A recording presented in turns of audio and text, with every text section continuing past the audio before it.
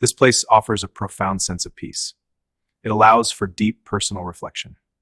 In 2026, the Jehovah's Witnesses changed everything. Beards are allowed. Women can wear pants. The preaching hour count is gone. And the doctrine that kept millions terrified for decades, the teaching that only baptized witnesses would survive Armageddon, has been rewritten. At the same time, Europe's highest courts are putting the organization on trial for human rights violations.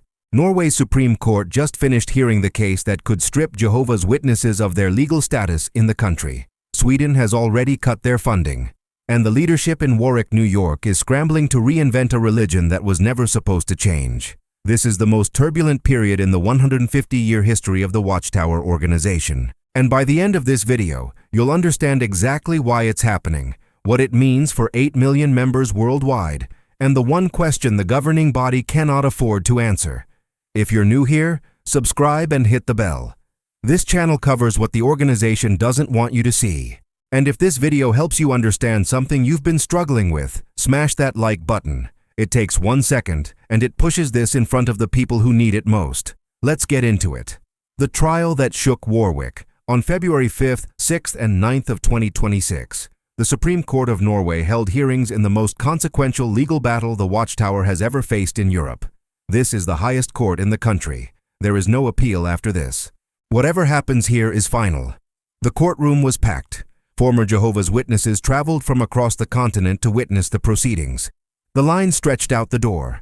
Only 2 or 3 former members managed to find seats inside. Here's what led to this moment. In 2022, the Norwegian government revoked the organization's religious registration and cut off all state subsidies, funding that more than 700 other religious communities in the country still receive. The reason was specific and damning. Authorities determined that the practice of shunning former members constitutes a violation of fundamental human rights, especially when it targets children and minors who were baptized before they were old enough to understand the consequences. The organization fought back through the courts. A district court sided with the government in 2024. The Court of Appeal then overturned that ruling in March 2025, calling the government's actions unconstitutional. But Norway's state wasn't finished. They escalated to the Supreme Court. 4 rounds of legal warfare, 4 years of testimony, and it all came down to 3 days in February. What unfolded in that courtroom was extraordinary. The Watchtower's defense attorney, Anders Ristall, stood before the justices and made a series of remarkable claims. He told the court that shunning, as described by critics, doesn't exist. He argued that no one worries about being expelled and that family bonds are not broken when someone leaves the faith. He flatly denied that elders exercise any surveillance over members' private lives. For the thousands of former members who lost their parents, their children, and their closest friends the day they left, those words were not just wrong. They were an insult. One observer at the hearing described watching current Jehovah's Witnesses sit in the courtroom, listening to their own lawyer deny basic realities of their lived experience, without a flicker of discomfort on their faces, as if the version of reality being presented to the judges was the only version that mattered. The Norwegian state didn't back down. Prosecutors returned again and again to the organization's own publications, insisting that shunning is not a misunderstanding or a matter of individual conscience. It is a core rule, clearly documented, consistently enforced, and backed by internal sanctions. When the Watchtower's lawyers attempted to rebrand the practice as social distancing, the state dismissed it as nothing more than word games. Changing the label, they argued, does not change what is actually happening to people's lives, and Norway is no longer alone. In October 2025, Sweden denied Jehovah's Witnesses access to state subsidies under a brand new law that ties government funding to democratic values and non-discrimination. Swedish authorities determined that the organization's shunning practices and exclusion policies directly violate those standards. The decision is being appealed, but the direction is unmistakable. Scandinavia is drawing a line. The implications reach far beyond money. Losing registration in Norway means losing the right to officiate weddings. It means losing the legitimacy of state recognition. And most critically, it creates a legal precedent that Belgium, Germany, and other European nations are already watching. If one democratic government's highest court rules that mandatory shunning is a human rights violation, the floodgates open. And this is where it gets fascinating. Because right in the middle of all this legal pressure, the governing body did something no one expected. Salvation at the last minute. For decades, the teaching was absolute. When the Great Tribulation begins, the catastrophic event that Jehovah's Witnesses believe will precede Armageddon and the destruction of this world, the door would slam shut. If you were not an active, baptized witness at that moment, you were done. Finished. No exceptions, no second chances, no mercy. The door of the ark was closed, and you were on the wrong side of it. This wasn't a minor teaching.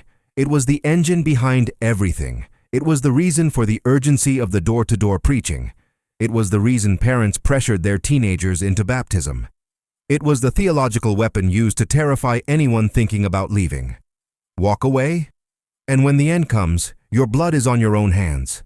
Babies and children of non-witnesses? They would perish alongside their parents. People who were never visited by a witness. Community responsibility. Someone should have preached to them. The message was clear, ruthless, and non-negotiable for generations. And then they changed it. The governing body's revised understanding, published through official Watchtower channels, now teaches that people may have the opportunity to respond to the message during the Great Tribulation, possibly right up until the final moments before Armageddon. They draw a comparison to what happened in ancient Egypt after the 10 plagues, when non-Israelites saw the prophecies come true and decided to join God's people at the 11th hour. They've also softened their stance on people who never received a proper witness. The new teaching suggests that Jehovah can read hearts, that those who would have responded favorably but never had the chance might still be saved. And children of non-members? Now it's, we just don't know. Jehovah will do the right thing. For an organization that spent decades telling people that every unbaptized person on earth was marked for eternal destruction, this is not a minor adjustment. This is the demolition of a foundational wall. Now consider the timing. Courts across Europe are accusing the organization of intolerance, exclusivity, and coercive control. Governments are stripping their funding because of how rigidly they draw lines between insiders and outsiders. And precisely at this moment, the governing body announces that salvation might not be as exclusive as they've been preaching for 100 years? If God's truth is eternal and unchanging, why does it keep adjusting itself to match the legal calendar? This mechanism is not new. They predicted the end in 1914 and reframed it as an invisible event when the world didn't end. They pointed to 1925 as the year biblical patriarchs would be resurrected and built a mansion in California to house them. When nobody showed up, they sold the property. In 1975, they whipped millions into a frenzy of expectation. People sold their homes, quit their jobs, cashed out their savings. And when Armageddon didn't come, the leadership blamed the members for reading too much into it. The playbook is always the same. Announce the doctrine with absolute divine authority. When reality contradicts it, rebrand the failure as new light, a progressive revelation from God. Punish anyone who questions the change. And move on as if the old teaching never existed. But as significant as the doctrine changes are, what I'm about to tell you next is what really reveals what's happening inside this organization. Because the changes you can see on the surface, the beards, the pants, the relaxed dress codes, those are just the wrapping paper. What's underneath is a complete transformation of how the Watchtower controls its members, and it starts with one woman who lived through both versions. There's a woman, I'll call her Sarah, who spent 32 years as an active Jehovah's Witness. She was baptized at 15. For 3 decades, she never once wore pants to a meeting. She straightened her hair, picked her most modest dress, and made sure her hemline fell below the knee. Her husband shaved every single morning before heading to the Kingdom Hall, not because he wanted to, but because a man with stubble would be quietly pulled aside by the elders and told his appearance wasn't bringing glory to Jehovah.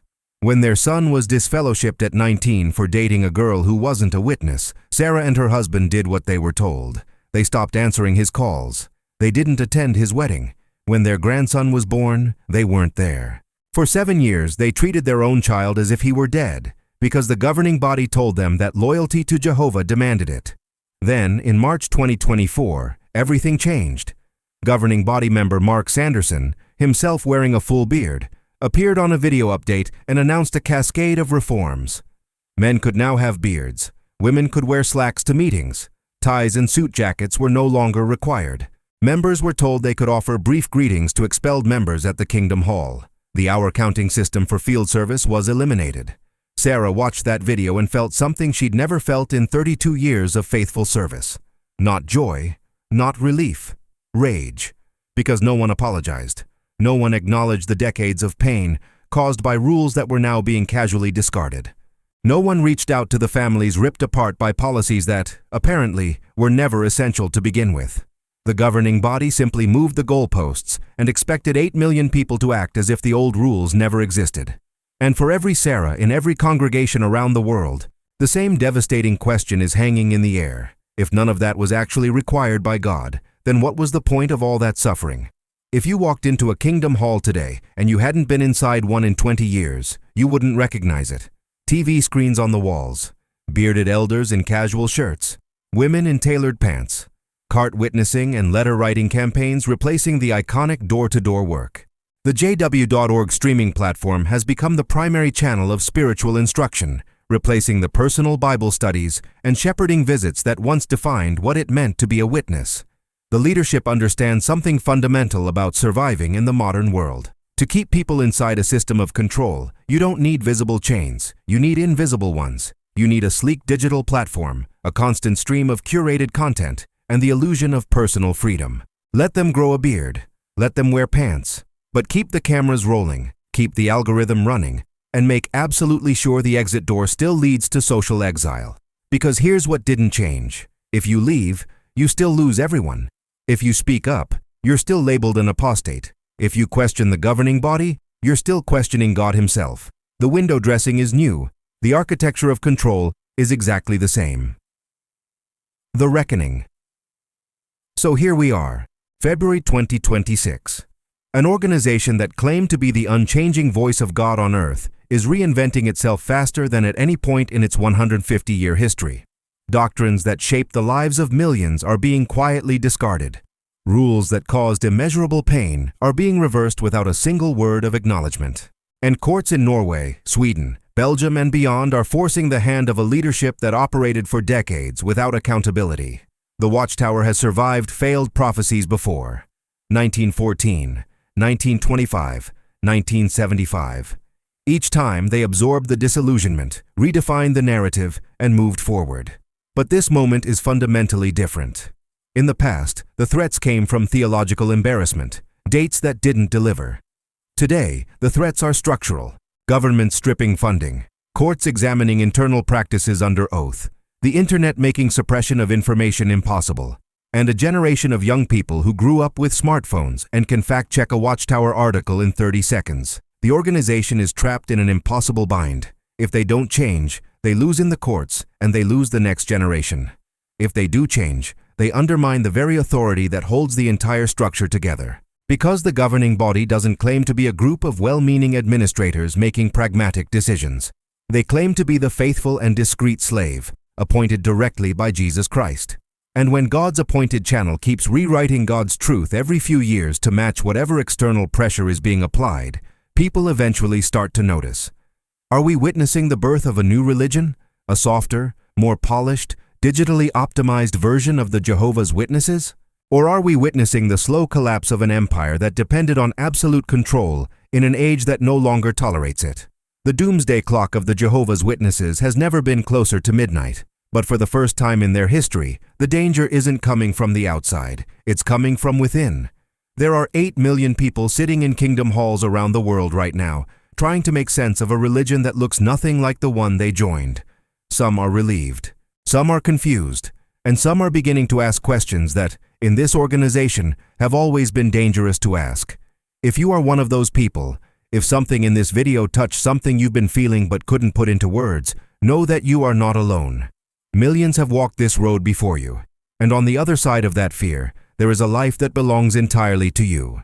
What do you think about the changes of 2026? Is this mercy from God, or a survival strategy wrapped in the language of divine revelation? Tell me in the comments. Type 2026 if you watched until the end and you want part 2, where we go inside the walls of Warwick. Subscribe. Share this with someone who needs to hear it. And remember, in a world that profits from your silence, speaking the truth is the most revolutionary thing you can do. I'll see you in the next one.